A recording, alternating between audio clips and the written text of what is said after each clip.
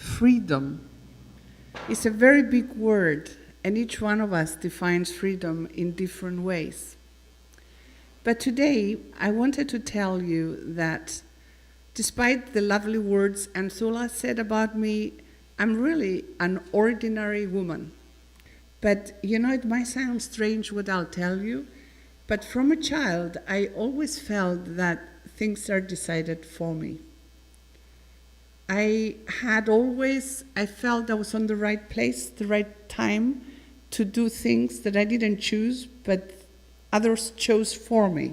The book begins with Easter, and it starts with a couple of pages in Jerusalem, in the tomb of Christ, how on Holy Saturday, all of these patriarchs and bishops worldwide go to collect the holy light, just in time for the night, before 12 o'clock, to bring it and spread the light throughout their parishes.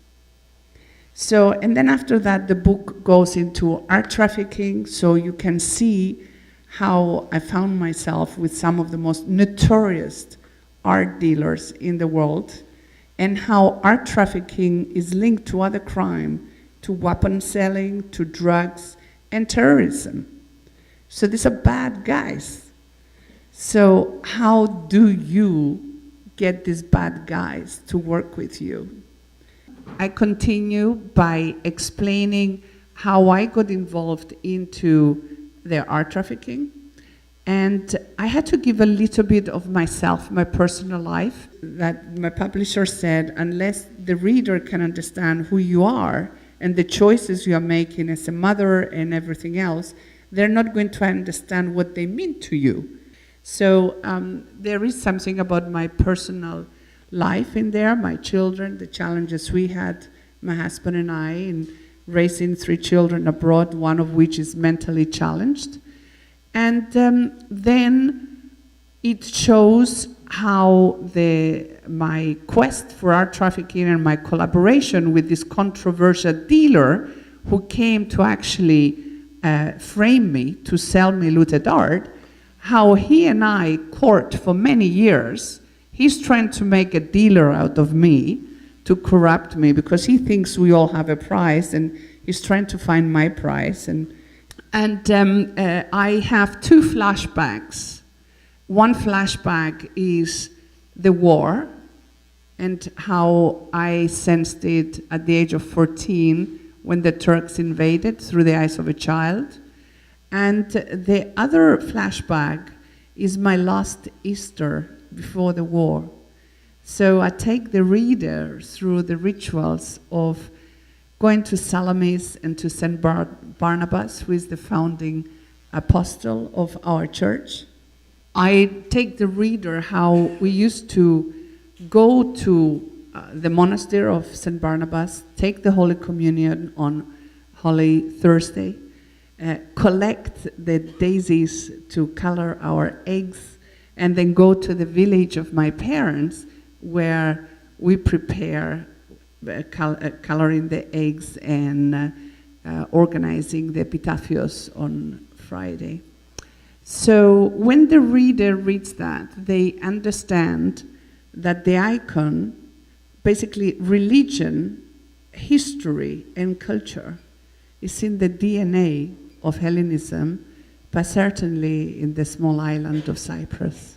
The extent of plundering that took place in Cyprus is unprecedented, because Cyprus was invaded in 1974, and the part of the island which is until today under Turkish occupation, they have had time to loot systematically from 74 until today.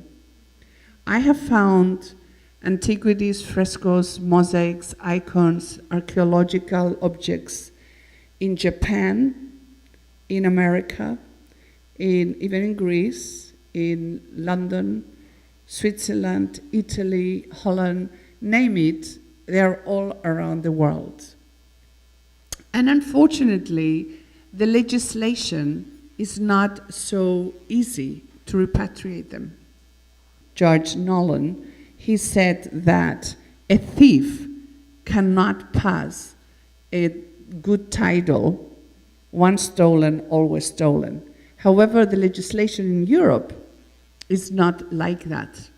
You do have statutes of limitation after 20 years in many of the European countries, which means if you buy something, the original owner, in this case the Cyprus government or church, we are obliged to prove you bought that in bad faith, meaning that you knew that they were stolen, you knew there was a conflict, or you should have known there was enough publicity. And if I can prove that you should know, so you bought in bad faith, I also have to prove you bought them within 20 years, otherwise a statute of limitation.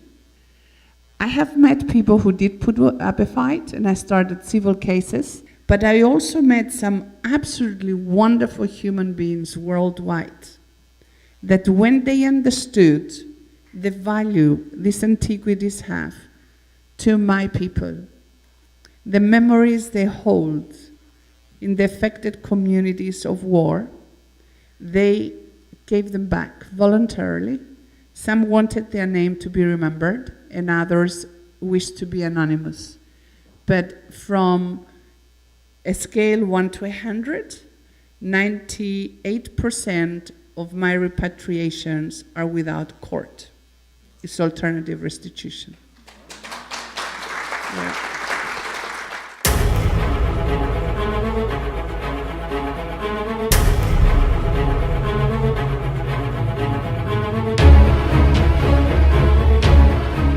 I had collected a mass of information on how the destruction occurred, who the key players were, and their methods of trading.